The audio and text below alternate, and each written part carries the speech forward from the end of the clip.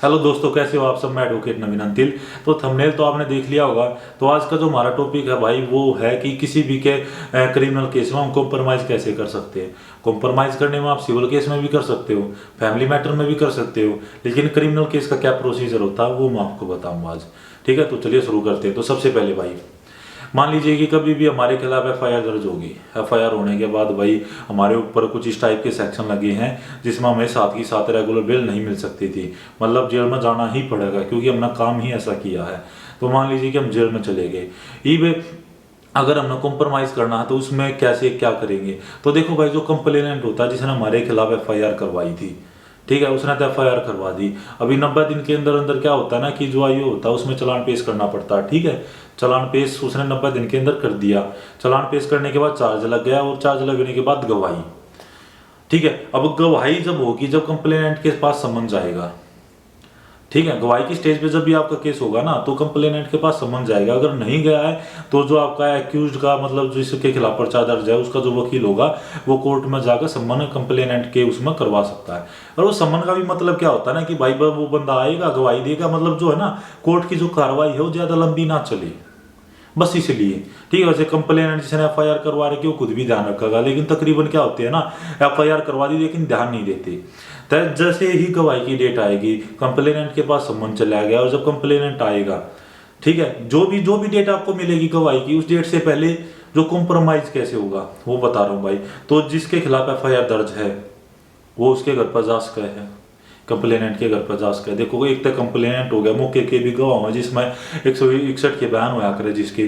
ठीक है, तो सिर्फ आपका बचने का एक ही तरीका है, या तो आपका वकील अच्छा हो जो कि भाई बढ़िया क्रॉस कर सके, बढ़िया आर्ग्यूमेंट कर सके। वो अगर उसके बावजूद भी हम सोचिए कि तुम मर्डर मार दिया, जब भी आपका वकील अपना बचा लेगा, नहीं भाई, ऐसा नहीं होता है।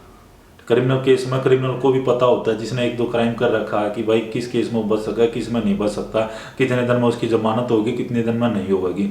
लेकिन बचने का सिर्फ एक ही उपाय है, वो है कंप्लेनेंट। और जो मौके के गवाह है, अगर वे आपके फेवर में आकर गवाही के टाइम पर आपके फेवर में गवाही दे दे, और जो बोलते हैं ना कि कॉम्प्रोमाइज हॉस्टाइल, जो भी केस है जिनके पेंडिंग चल रहे होंगे कोर्ट में उसको पता होगा, कॉम्प्रोमाइज हॉस्टाइल एक बात हो जाए भाई, लेकिन उसका भी तरीका होता है। हॉस्टाइल का तरीका बताता हूँ आपको।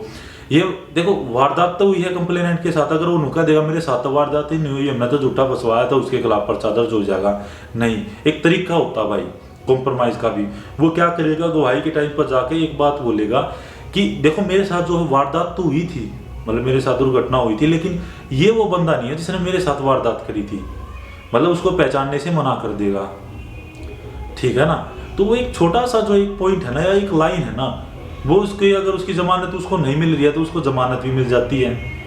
और बाद में मतलब गवाही उसके फेवर में जाने के बाद, तो वही तरीका है भाई कि सिर्फ कंप्लेनेंट आपको बचा सकता है। अगर मौके के जो गवाह है अगर वो भी आपके फेवर में गवाही देते हैं तो वही, क्योंकि पुलिस वाले तो भाई सिंपल सी बात है कि जो उनको पता है वही बोलेंगे, जो उनके बयान हो रहे हैं वही बोलेंगे। लेकिन जो मौके के गवाह और जो जिसने कंप्लेनेंट जिसने एफआईआर करवा रखी है, अगर वो आपके फेवर में हो जाते हैं तो आप बच सकते हो, बरी होकर भी आ सकते हो। ठीक है, तो उम्मीद करूँगा कि आपको ये वीडियो समझ में आ गई होगी। अगर आपको ये वीडियो समझ में नहीं आई है तो डिस्क्रिप्शन में मेरा नंबर है, आप मुझसे कॉन्टैक्ट कर सकते हैं। और अगर वीडियो अच्छी लगी हो तो लाइक कर देना, शेयर कर देना, कमेंट कर देना। और भाई चैनल पे अगर नए आए हो तो सब्सक्राइब कर दिया करो भाई, क्योंकि बहुत सारी मेरी वीडियो जिस पर भाई मतलब बहुत सारे व्यूज़ है लेकिन कोई सब्सक्राइब करता नहीं है, तो उस चैनल को सब्सक्राइब करे बिना मत जाना। और अगर कोई लीगल प्रॉब्लम है तो डिस्क्रिप्शन में नंबर है, ठीक है, तो आप किसी भी टाइम मेरे से बात कर सकते हो। तो मिलता हूँ किसी दूसरी वीडियो में। टिल देन बाय बाय, जय हिंद, जय भारत।